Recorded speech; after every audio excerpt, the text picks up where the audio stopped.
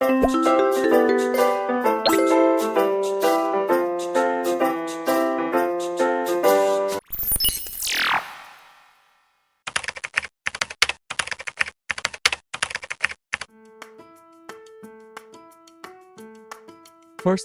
remove the outside casing.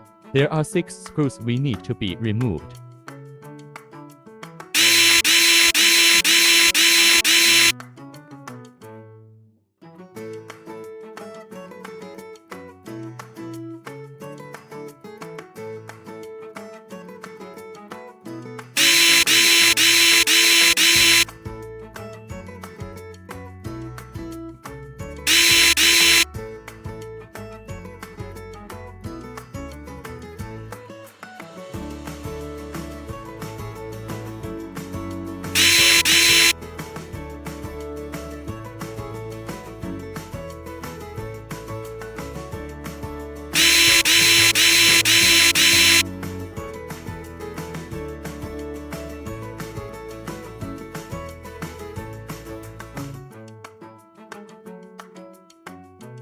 Before installing the casing, it is necessary to apply red glue to the screws here.